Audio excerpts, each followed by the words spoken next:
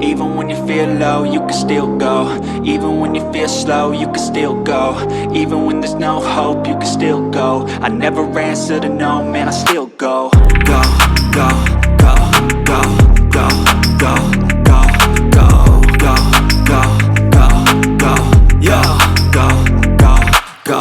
Hustle hard, hustle every single day. I'll be making moves till I'm buried. Selamat datang di channel Nurizky Priambodo. Pada video kali ini, kita akan membahas sesuatu yang menarik dalam dunia aerodinamika, yaitu coefficient of drag. Jadi, jika kalian penasaran tentang apa itu coefficient drag dan bagaimana pengaruhnya dalam berbagai aplikasi, tetaplah di channel ini. Oke, yang pertama, mari kita bahas apa itu coefficient drag. Coefficient drag yang biasanya dilambangkan dengan huruf CD adalah angka yang menunjukkan seberapa besar hambatan yang dialami suatu objek saat bergerak melalui fluida, seperti udara atau air. Yang dimaksud yaitu bisa juga dalam kondisi gas atau dalam kondisi liquid atau cairan. Coefficient drag ini merupakan salah satu faktor kunci yang mempengaruhi kinerja objek dalam fluida. Secara matematis, koefisien drag didefinisikan sebagai rasio antara gaya drag yang dialami objek dengan gaya yang berhubungan dengan aliran fluida. Ini memberikan kita pemahaman tentang seberapa efektif suatu objek dapat bergerak melalui medium tersebut. Untuk memberikan gambaran jelasnya, berikut ada beberapa contoh nilai koefisien drag untuk berbagai objek.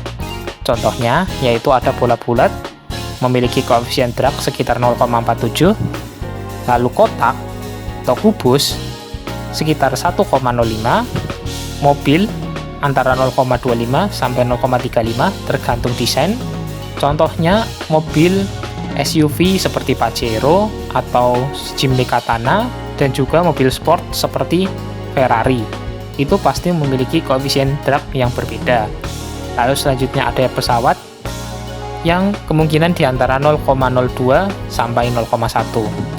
Semakin rendah nilai CD atau koefisien drag, semakin efisien objek tersebut bergerak. Misalnya, pesawat terbang dirancang dengan bentuk yang sangat aerodinamis untuk memastikan nilai koefisien drag yang rendah, sehingga dapat terbang lebih efisien dengan konsumsi bahan bakar yang lebih rendah. Koefisien drag dipengaruhi oleh beberapa faktor yang kita akan bahas satu persatu. Mari kita lihat lebih dalam. Yang pertama, ada bentuk objek. Bentuk objek adalah faktor yang paling signifikan. Objek dengan bentuk aerodinamis seperti pesawat atau mobil sport memiliki koefisien drag yang lebih rendah.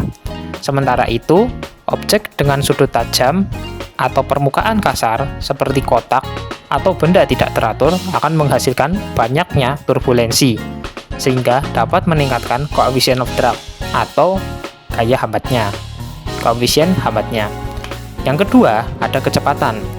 Kecepatan objek juga berpengaruh. Ketika objek bergerak lebih cepat, gaya drag yang dialami biasanya meningkat. Ini karena aliran udara menjadi lebih turbulen pada kecepatan tinggi, yang meningkatkan resistensi. Namun, ada juga efek yang disebut drag inersial yang lebih signifikan pada kecepatan tinggi. Yang ketiga, kerapatan fluida. Ya, bisa disebut nama lainnya massa jenis fluida. Massa jenis fluida juga memerankan peranan penting dalam hal ini. Semakin besar massa jenisnya, maka semakin besar pula gaya drag yang dialami objek.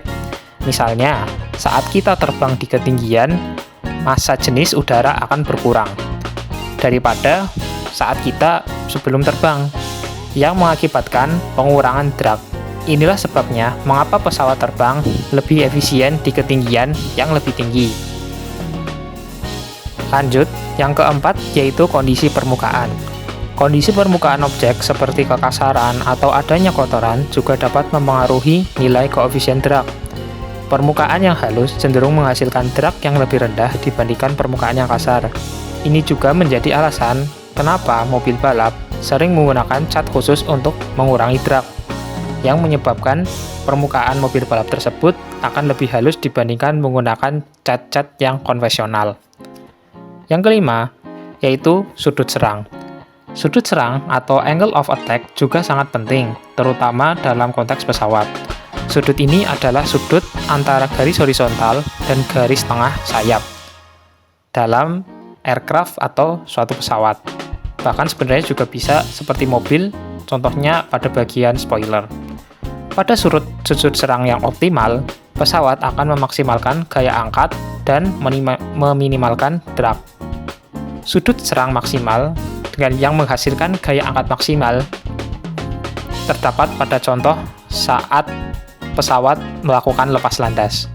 Karena di saat itu, pesawat membutuhkan gaya angkat yang tinggi. Oke, untuk menghitung koefisien drag, kita bisa menggunakan rumus seperti berikut, yaitu CD sama dengan FD dibagi 0,5 dikalikan rho atau massa jenis suatu fluida dan dikalikan V kuadrat atau kecepatan dikuadratkan, lalu dikalikan dengan A. Apakah A itu? A itu merupakan luas penampang objek yang satuannya meter persegi. Untuk kecepatan tadi, satuannya meter per detik. Lalu untuk rho itu memiliki satuan kilogram per meter kubik. Sedangkan untuk gaya, yaitu satuannya Newton. Lalu koefisien drag apa ini? Nah, koefisien drag sebagaimana mestinya, karena ini hanya koefisien, dia hanya berupa berwujud bilangan, tanpa menggunakan satuan entah itu Newton atau kilogram atau meter, jadi hanya berwujud bilangan. Selanjutnya, koefisien drag memiliki banyak aplikasi dalam kehidupan sehari-hari. Berikut adalah beberapa contohnya. Yang pertama, ada industri otomotif.